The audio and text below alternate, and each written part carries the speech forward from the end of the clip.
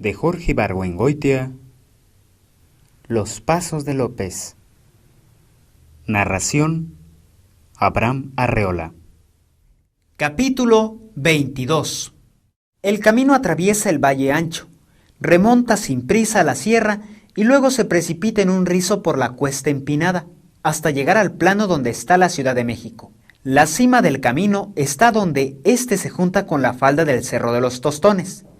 Un poco más arriba a la izquierda estaba el enemigo. No era una fuerza grande, calculé unos 3 batallones. Se habían desplegado en el Zacatal, que hay ya casi en la cumbre del cerro, entre las rocas de la cresta y los bosques de pinos. Saqué el catalejos y observé. Lo primero que vi fueron los 4 cañones de mi batería. Cerca de ellos, en una asta clavada en la tierra, ondeaba la bandera del batallón de Cañada. La disposición de aquella fuerza era extraña, ventajosa pero no precisamente ofensiva. Estaban a la vista, pero habían dejado abierto el camino. Nos daban a escoger entre cubrir el camino y pasar de largo, arriesgándonos a que ellos nos atacaran cuesta abajo, o bien rodearlos y atacarlos en la posición que tenían, cuesta arriba. Las 2 alternativas requerían una pelea sangrienta que ellos iban a perder, porque teníamos superioridad de 15-1. Hice a mi gente tomar posiciones y mandé avisar a Periñón y Ontananza. Eran las 3 de la tarde. Ellos llegaron a donde yo estaba a las 4:30, al galope. Después de estudiar el terreno, Ontananza decidió que no podíamos pasar de largo. Si nos atacan, malo. Y si no nos atacan, peor, porque se queda la fuerza intacta y nos va a caer después por la espalda. Estaba convencido de que una vez llegados al valle íbamos a tener que enfrentarnos a una fuerza mucho mayor. Por esta razón decidió atacar al enemigo en donde estaba, pero hasta el día siguiente. ¿No será mejor atacar ahora mismo?, dijo Periñón, para no dejar que el miedo fermente. Ontananza ordenó. Se hará de noche antes de empezar el combate, y la gente ya está muy cansada. Periñón no insistió. Fue una de las pocas veces que no impuso su criterio. Ontananza estableció el puesto de mando en un altillo, hizo su plan de ataque y nos mandó llamar a los jefes para darnos instrucciones. Habían dividido el ejército en 4 columnas, 2 de ellas al mando de Borunda y Mesa, respectivamente. Tenían a su cargo el ataque frontal de la posición enemiga. La tercera columna, al mando de Darviles, daría la vuelta al cerro del Joconoxtle y, guiada por unos campesinos de la región que eran partidarios nuestros, ascendería al Cerro de los Tostones por una senda abrupta que había en la vertiente opuesta, hasta llegar a la cresta y atacar al enemigo por la espalda. Yo iba a estar al mando de la 4ª columna, que era de caballería. Mi misión consistía en ocupar el camino, negándoselo al enemigo, es decir, batiendo los refuerzos que pudieran llegarle de la Ciudad de México y cortando el paso cuando tratara de retirarse al desalojar la posición. Cosa que debe ocurrir, dijo Ontananza, a más tardar al mediodía. Hacía frío. Cuando terminó la reunión y nos despedimos, el cielo estaba cubierto de estrellas. Al darme la mano, Periñón me preguntó: ¿Cómo te cae la idea de tener que enfrentarte mañana a tus compañeros de batallón? Le dije que la perspectiva no me afectaba en la mayoría de los casos, porque eran hombres a los que yo había tratado siempre con la idea de que algún día tendría que batirme con ellos. El del personal de mi batería, en cambio, era muy distinto, porque siempre creí que si había guerra, ellos quedarían a mi lado. A veces pienso, agregué, que si la noche en que murió Juanito yo hubiera estado más listo, los indios del Paso de Cabra se hubieran quedado con nosotros. No te atormentes, me aconsejó Periñón. Piensa que si se hubieran quedado con nosotros, correrían el mismo peligro que corren de morirse mañana. La noche fue larga. La gente durmió mal a causa del frío que hacía en esas alturas. Los hice a levantarse a deshoras y ensillar, avanzar por el camino a oscuras. Uno se durmió y cayó del caballo. Otro se desbarrancó. Cuando empezaba a clarear ya estábamos en posición. Dispuse una línea de tiradores para defender el camino. Hice que el grueso de la columna se situara en un llano que quedaba oculto del enemigo y fui a pararme en un promontorio desde donde podía ver a el camino, el campo del ejército insurgente en el Cerro de los Tostones y la caballería a mi mando. Estaba levantando el catalejo cuando un soldado llegó a preguntarme: «¿Que si podemos encender fuego para calentar las tortillas?». Que coman tortillas frías, ordené. No quería que el enemigo, viendo el humo, supiera que le habíamos cortado la retirada. Al poco rato vi a lo lejos a Darviles a la cabeza de su columna, que empezaba a darle la vuelta al cerro del Joconoxtle. Pasaron las horas y nada. El ataque no comenzaba. Los soldados enemigos encendieron fuego, calentaron la comida y almorzaron con calma. Luego tomaron posiciones defensivas, una línea que parecía inexpugnable. Por fin, a las 11, del bosque salió un griterío. ¡Viva la independencia! ¡Viva la Virgen Prieta! ¡Viva el señor cura Periñón! El enemigo preparó mosquetes. En el campo insurgente se oyeron trompetas. El rumor de mucha gente que se pone en movimiento. Después los pinos blanquearon y por fin, del cobijo del bosque salieron al zacatal las columnas. Las vi como 2 hilos de hormigas blancas que subían lentamente la cuesta para no perder aliento. Avanzaban al descubierto. Mientras no apareciera Darviles, no había esperanzas de sorpresa de ninguna especie. El enemigo cambió de posición levemente, para hacer frente a las 2 columnas. Pasó un rato en silencio. Luego tronaron los cañones, mis cañones. No atinaron. Habían apuntado bajo. Sin embargo, las columnas parecieron titubear un momento. Luego siguieron su marcha hacia arriba, lentamente. Otra descarga de artillería. Esta causó bajas en el centro de las columnas. Hubo un pequeño desorden, pero duró solo un momento. El avance siguió. Un toque de corneta en el campo enemigo. Los soldados se echaron el rifle a la cara, pero no dispararon. Las cornetas insurgentes tocaron a la carga. Las columnas empezaron a desplegarse y avanzar a la carrera. Entonces sonó la carga cerrada. Las primeras filas de los atacantes desaparecieron entre el zacate. Los demás bajaron corriendo el trecho que habían subido tan lentamente. El enemigo no intentó perseguirlos y permaneció en posición. En el bosque los insurgentes se detuvieron, se serenaron, sus jefes los pusieron en orden. Los hicieron volver a formarse y avanzar otra vez cuesta arriba. Otra vez resistieron los cañonazos, pero la descarga de fusilería los hizo desbandarse y bajar corriendo la cuesta. Al llegar al bosque, los jefes volvieron a dominarlos, los hicieron formarse y avanzar otra vez. 4 asaltos hubo ese día y 3 veces el enemigo puso fin al avance con una descarga cerrada. Ni el enemigo se movió de su posición, ni los insurgentes cambiaron de táctica o dejaron de insistir. En el tercer asalto, Burunda cayó herido. El señor Mesa, muerto. Periñón y Ontananza lo sustituyeron. Dicen que Periñón decía: «No se me rajen ahora, muchachos. Es cosa nomás de aguantar un ratito». Volvieron al asalto. Esta vez rindieron fruto la perseverancia de los insurgentes y el error que había en la táctica del enemigo. La descarga cerrada es estruendosa y dramática, pero tiene el defecto de dejar a la fuerza inerme durante el tiempo que tardan los soldados en cargar mosquetes. Lo que pasó en el cuarto asalto fue que al recibir la descarga, y gracias a la insistencia de los jefes, los insurgentes que no cayeron siguieron avanzando.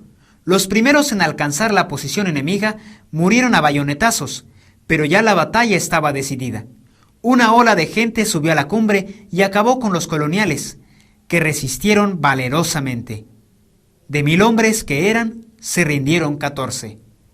Desde el lugar en que yo estaba vi la batalla de principio a fin sin intervenir para nada. No podía moverme de mi puesto por si el enemigo se retiraba o le llegaban refuerzos de México. Ninguna de las 2 cosas pasó. Yo y mi columna fuimos inútiles. Estaba atardeciendo cuando vi a Periñón arrancar la bandera de España y clavar en la tierra la de la Virgen Prieta. Entonces yo y todos mis soldados celebramos la victoria que habían ganado nuestros compañeros a gritos. ¡Viva la independencia!, etc. El Cerro de los Tostones estaba cubierto de muertos. Cuando llegué a la cumbre encontré a Periñón pensativo, parado en el zacatal, rodeado de cadáveres. Al verme, sonrió un momento. Después la sonrisa se desvaneció y me dijo: «Hicimos una matanza». En vez de festejar su triunfo, los soldados victoriosos andaban cargando muertos, curándose las heridas o buscando entre el zacate algún amigo perdido. Hice desmontar a mis hombres y los puse a ayudar en esta tarea triste. Al rato apareció Darviles en la cresta del cerro. Los seguía su columna. Iban muy fatigados.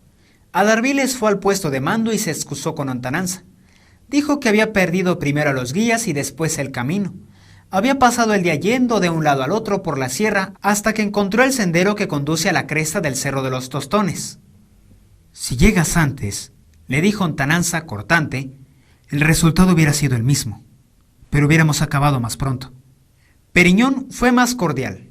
Le dijo: Mira, pon a tu gente a hacer zanjas para enterrar a los muertos. El entierro es la parte más terrible de la victoria.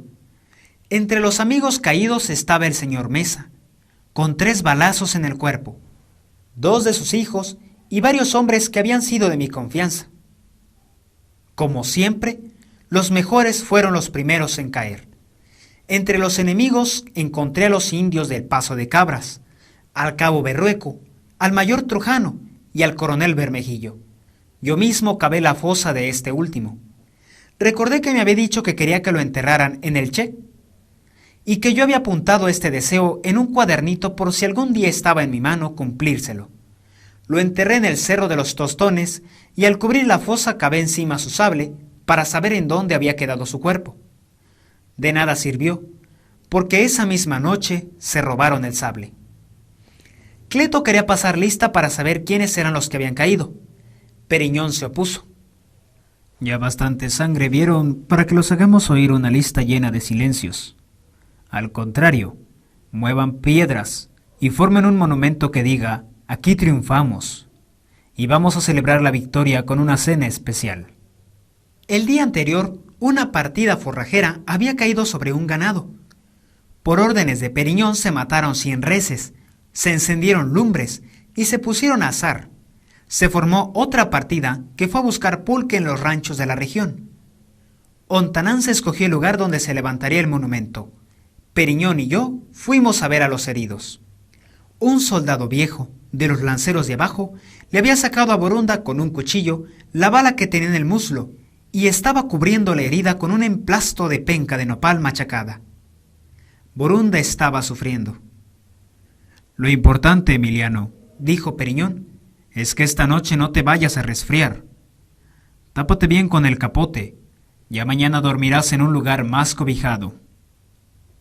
Cuando nos alejamos de Borunda, Periñón me confesó: Ya sé que es una pendejada lo que dije, pero ¿qué otra cosa le puedo decir a este pobre?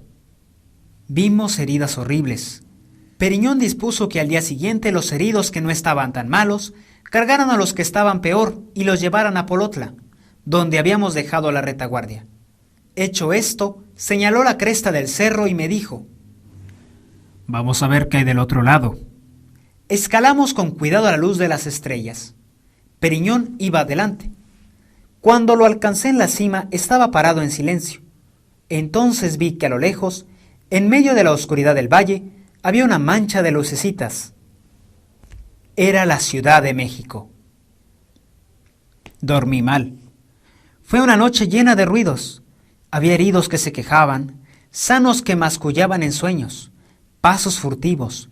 Los caballos estaban inquietos. En la madrugada caí en sueño profundo y cuando desperté había amanecido. Periñón y Lontananza estaban en el rescoldo de una fogata con jarros de hojas de naranjo en la mano. Cuando me acerqué a ellos, Periñón me dijo: Se fue la mitad del ejército. No entendí lo que me decía. ¿A dónde? Desertaron, dijo Lontananza. Vi a mi alrededor. La mitad del campo había desaparecido. ¿Por qué los dejaron ir? ¿Dónde estaba la guardia? Se fue con ellos, dijo Periñón. Era el segundo efecto de la batalla. Muchos de los hombres que participaron en el combate el día anterior habían comprendido que no querían participar en otro al día siguiente. Desertaron sin que nadie se lo impidiera, porque Adarviles, que había estado al mando de la guardia de noche, había hecho lo mismo. Parece que se mosqueó por lo que le dije ayer cuando llegó tarde, dijo Lontananza. Se había llevado su compañía de fusileros. A Periñón parecía no importarle mucho la deserción en masa. Ustedes querían un ejército más chico, nos dijo. Ya lo tenemos. Hicimos que la gente se formara en el Zacatal para pasarle revista. Nos dimos cuenta de que el ejército libertador seguía siendo enorme y mal disciplinado, con un efecto nuevo. Los ánimos estaban bajos. La deserción en la noche les ponía en cabeza dudas que no disipaba el triunfo del día anterior. Necesitamos nuevos jefes, dijo Ontananza. Hicimos una ceremonia solemne, lo más marcial posible, con bandera en el asta, toques de corneta, poses de mando. Ontananza leyó la lista de los que habían distinguido en la batalla del Cerro de los Tostones. Un paso al frente. Luego los ascendimos, algunos hasta varios grados. Hubo cabo que llegó a capitán aquel día. Periñón abrió el cofre y repartió el dinero entre la tropa. Espero que esto los anime un poco, me dijo cuando acabó el reparto. Tienen el tiempo libre hasta las 3 de la tarde, dijo Ontananza a la tropa antes de que rompieran filas. En la punta de un cerro no había mucho que hacer, ni en qué gastar el dinero. Hicimos un consejo de mando supremo al que nomás asistimos 3, porque Borunda iba en angarillas rumbo a Polotla. La pierna se le había puesto morada. ¿Tú crees que tendremos otro encuentro antes de llegar a la Ciudad de México? Preguntó Periñón a Ontananza. No hay duda, fue la respuesta. Dio sus razones. El tiempo que había pasado desde la toma de Cuébano era bastante para movilizar a las tropas que había en el cantón de Perote. Si antes del Cerro de los Tostones no habíamos encontrado ninguna fuerza enemiga, era porque las disponibles estaban en el valle, esperándonos para impedir que tomáramos la Ciudad de México. Al oír el razonamiento, Periñón dijo: yo creo que si mañana tenemos otra batalla, cualquiera que sea el resultado, será el fin de este ejército. Ontananza y yo fuimos de la misma opinión. Entonces se nos ocurrió la idea de hacer una retirada para preparar la ofensiva. Si la batalla en el valle era segura y hubiera sido fatal, no habría que arriesgarla. En vez de avanzar a México, había que retroceder a Cañada y ahí preparar un ejército que en 3 meses sería invencible. Entonces avanzaríamos para tomar la Ciudad de México. Durante un rato hablamos, interrumpiéndonos constantemente, para explicarnos unos a otros cómo iba a ser el nuevo ejército que íbamos a formar. Ni a Periñón, ni a Ontananza, ni a mí, se nos ocurrió hacer una avanzada para comprobar si realmente había una fuerza enemiga entre nosotros y la Ciudad de México. A las 3 de la tarde se formó la gente y Periñón les dio la noticia. La toma de México será otro día, muchachos. Por lo pronto, vamos a Cañada. Saber que no iban a tener que dar otra batalla al día siguiente entusiasmó más a nuestros hombres que los ascensos y el dinero que Periñón les había repartido. Espontáneamente se quitaron los sombreros y gritaron: ¡Viva la independencia! ¡Viva la Virgen Prieta! ¡Viva el señor cura Periñón! Periñón declaró inaugurado el monumento que decía «Aquí vencimos», y el ejército se puso en marcha. Empezó a recorrer lentamente, en sentido opuesto, el camino largo que lo había llevado al Cerro de los Tostones. Audiolibro grabado en el 2012. Narración: Abraham Arreola.